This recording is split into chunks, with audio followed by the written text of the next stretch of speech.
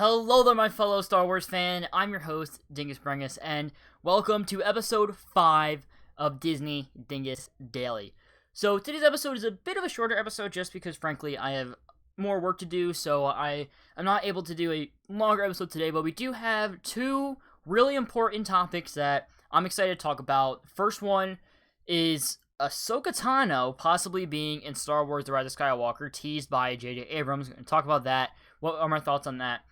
And also, the Rise of Skywalker premiere is tonight, so I'm going to talk a little bit about that, my final predictions for it, and a little bit about when we'll know whether or not this movie is good. And if you guys have any suggestions for topics you want me to cover in the future in Disney Dingus Daily, make sure to let me know in the comment section down below or on social media at Dingus_Bringus with the hashtag Disney Dingus, so I know you want it to be on the show. It could be anything Star Wars or Disney related, something about a theory, a rumor, news, or just something you want me to give my thoughts on or explain. Let me know in the comment section down below.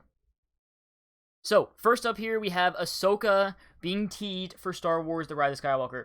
So, J.J. Abrams was doing an interview, was doing press for Star Wars The Rise of Skywalker, and in the interview, he said this. I'll leave a link to the interview in the description down below as well. So, he was asked, who's your favorite Star Wars character, whether from your time as a fan or as a director? Abrams said it's Han Solo. The interviewer said that was quick.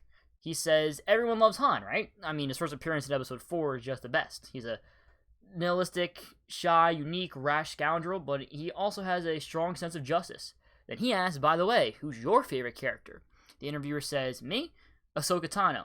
Sorry for picking someone who only appears in the animated stuff, but I really like her positive, determined personality. And the interesting thing comes right now.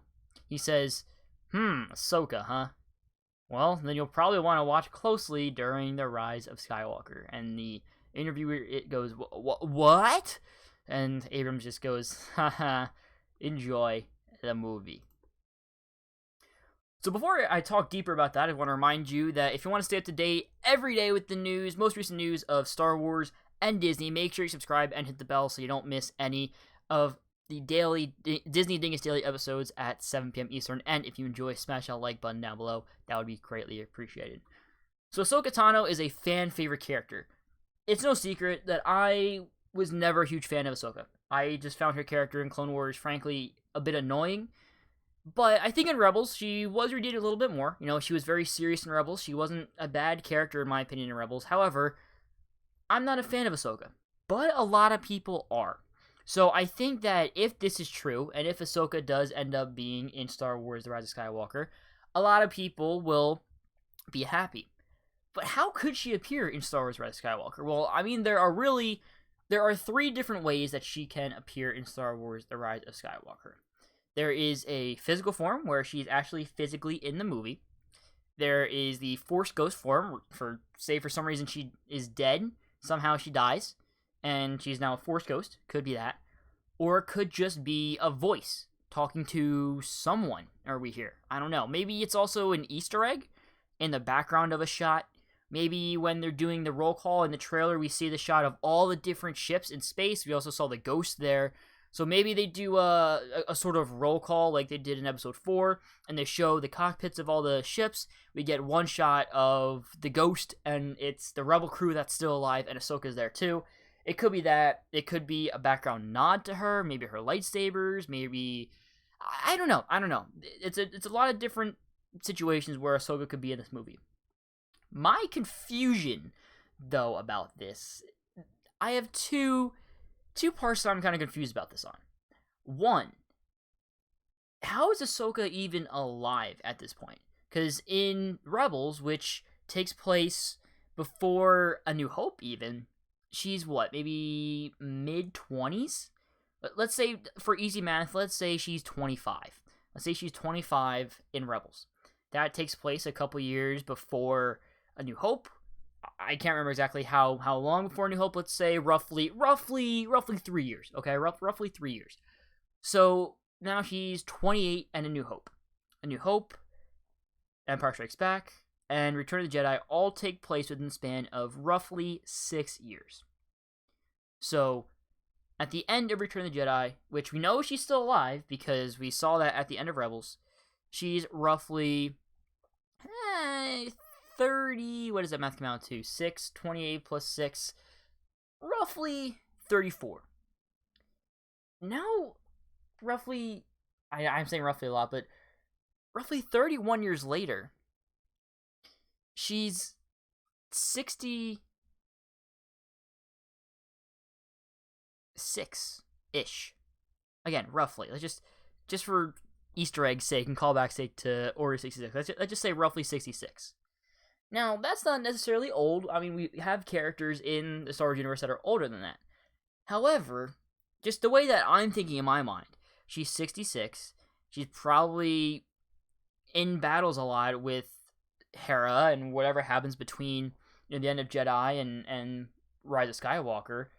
Since she's older, she's more likely to be killed in battle, just like how Qui-Gon Jinn was. So, I think the chances are kind of high that she would die in between that time. And if she does, I don't think she's studied to become a Force ghost. So there's that to think about. That just crossed my mind. But the main part that I'm kind of confused about is why? And how does this kind of make sense within the Star Wars franchise? Now, they could easily just do it where she's in the ghost cockpit when they do the roll call of all the ships, like you saw in the trailer, and she's just there with Hera and Kanan's son. That's totally possible, and that makes sense. But let's say theoretically that, and I don't know this for certain, but let's say theoretically that Ahsoka somehow talks to or communicates with Rey. Are we just meant to assume that Ahsoka and Rey met within that 1 year between The Last Jedi and Rise of Skywalker? Because they never met each other before. She wouldn't know who Ahsoka is. I mean, I feel like Ahsoka would be able to know who Rey is, because Ahsoka is very strong with the Force. She probably felt the presence rise up when the darkness rose, the light to meet it. She probably sensed Rey rising up. But Rey wouldn't know who Ahsoka is. So that's just my one piece of confusion about this. Why? I'm just confused on how it makes sense. Now, again, I haven't seen the movie, so I don't know if she's even in the movie. I don't know if she is, how it all ties together. Again, I don't know what happens. I don't know what happens with the character in the movie. But that's just my little confusion. Now, another part to think about is who plays Ahsoka in this movie. Now, there's a lot of people online who want Rosario Dawson to play Ahsoka in live action. I think that would be great casting. And there's a lot of people who want Brie Larson to play Ahsoka Tano in live action. And I think, again, that would be great casting. But I don't think either one would be playing Ahsoka in this movie. Because I feel like if Rosario Dawson or Brie Larson were seen on set, or were just seen in the general vicinity of where this movie was filming, I think we would have heard about it by now, and speculation would have gone crazy about who they're playing and probably mentioning Ahsoka. So, I don't think it's going to be either of them. And that brings up the question, though. Whoever does play Ahsoka in this, if it is in live action, is it going to be voiced over with Ashley Eckstein, doing the voiceover like they did with Darth Maul in Rebel, in Solo, I mean? Do you get the same actress to play live action Ahsoka in something else that they do a live action Ahsoka movie or TV show, or have her appear in Kenobi?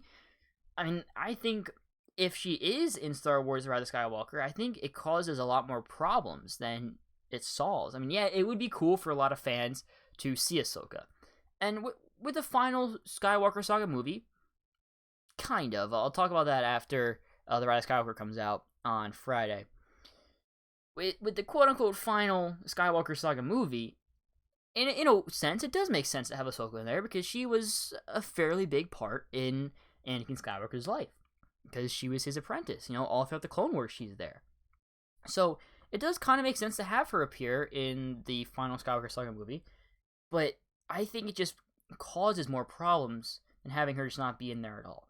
So that's kind of my thoughts on Ahsoka being in Star Wars: Rise of Skywalker. Obviously, we don't know yet. I would also say, and I'll say this again once I get to the Rise of Skywalker premiere, is tonight, avoid social media, get off the internet, get off everything if you don't want to be spoiled for Star Wars: Rise of Skywalker starting tonight, because after this premiere comes out, and after the premiere is done, the embargo, the review embargo, I don't know when that is. It's probably not until Thursday.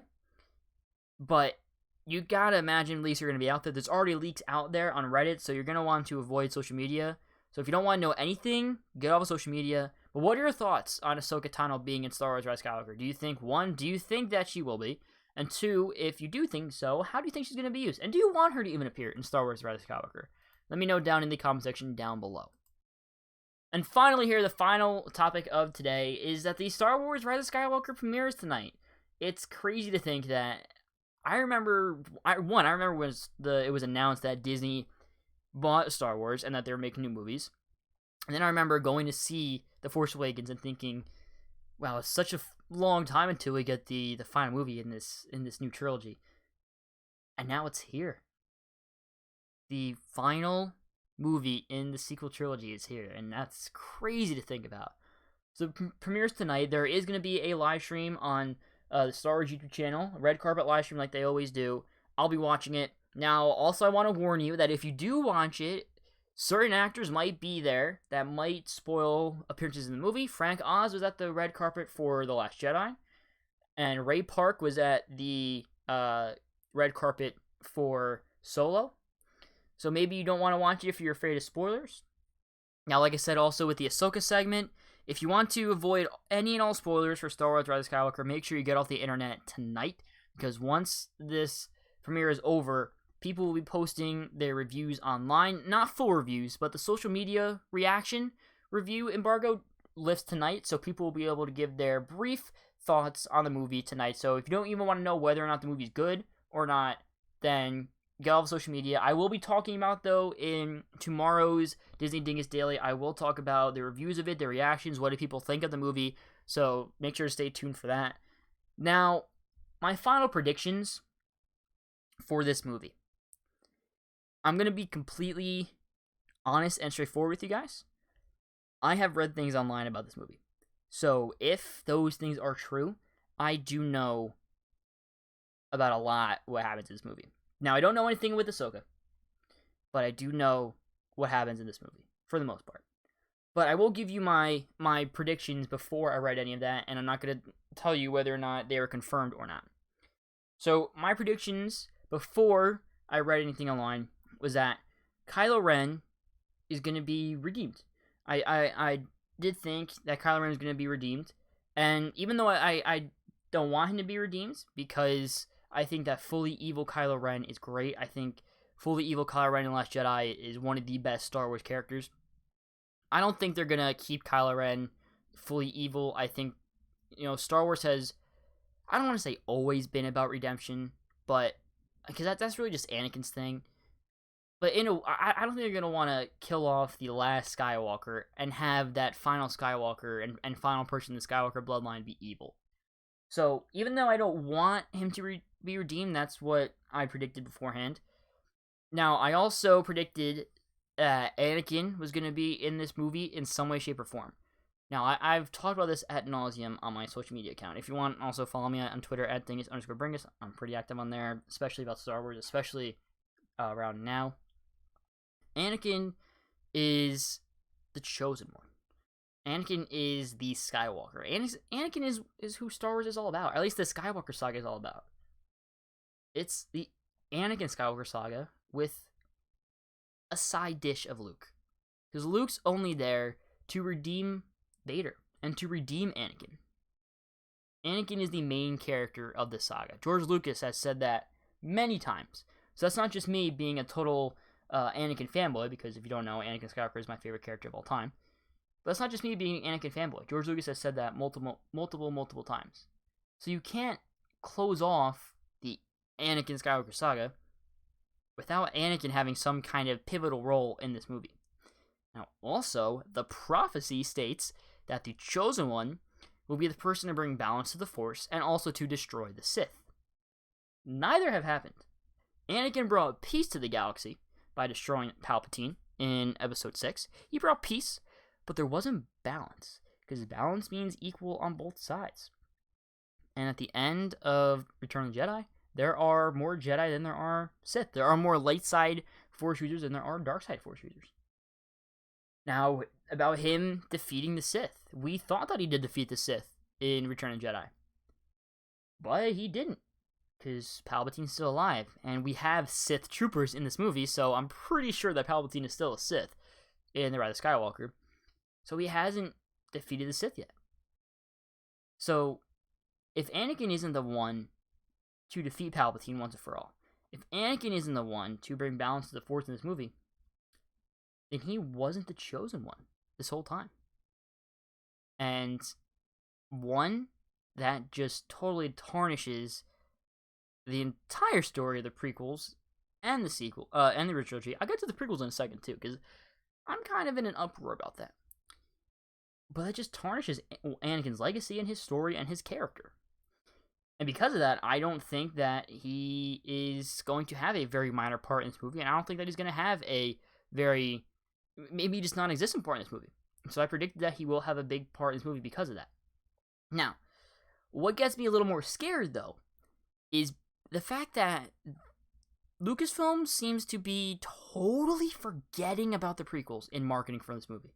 In all those featurettes about, the 40 years coming to an end and the family featurette, they all show behind the scenes of the original trilogy and that cast, and that's fine, that's great. I think it's cool to see. Obviously they started Star Wars and everything, that's cool. But they totally forget about the prequel trilogy. There is no behind the scenes of the prequel trilogy at all.